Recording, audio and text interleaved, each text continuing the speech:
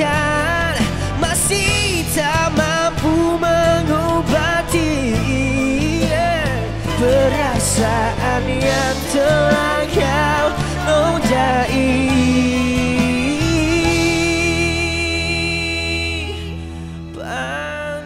padaku.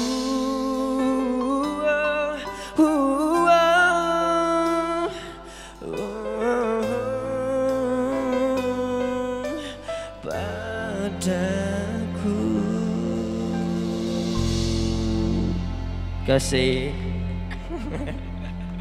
Terima kasih. Dan kita ada di sini adalah Hakim Rosli. Yang sedang dagang ayam.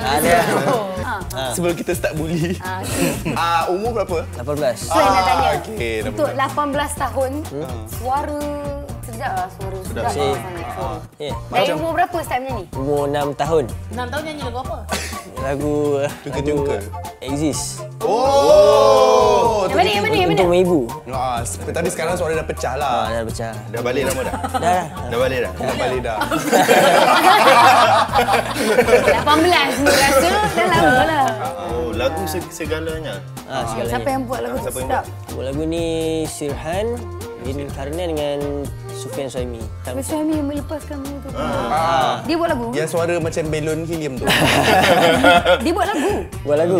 Bukan kadang bila dia free. Okey, lagu ni tentang apa sebenarnya? Lagu ni tentang macam seorang lelaki ni macam dia dah bagi segalanya lah. Macam dah kasih sayang semualah pengorbanan, tapi perempuan tu macam tinggalkan dia.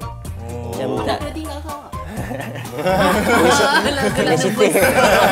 Pernah. Pernah ditinggalkan? Tak. Sekarang ni awak nervous. Nervous sikit. Kenapa ya? Hair Zazmi tu cerita macam orang ni. Hez Hazmi. Dia cerita kita orang. Tak ada kita orang tak ejek, kita orang bully je lain. Sekarang ni okey, kalau awak nak jadi penyanyi kan, nak jadi artis, tak boleh segan silu Tengok macam abang ni. Abang ni sekarang jadi celebrity, okey? So dulu followers dia 650, sekarang ni 700.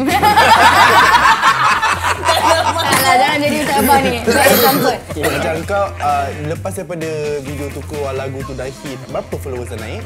So, dulu masa lagu tu tak ada guys, follower saya 100,000.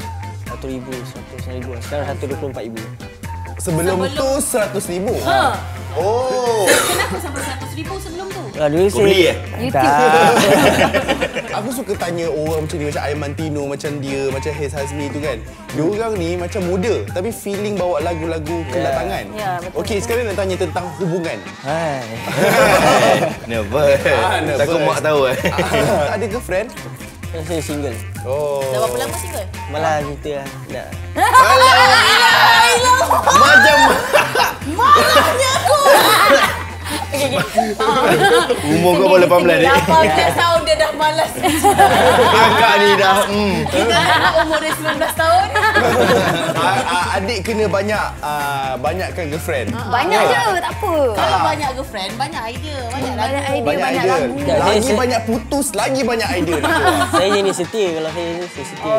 Satu lagu je lah. Dia dah 2016. Akak ni single, dia setia nak. Tak ada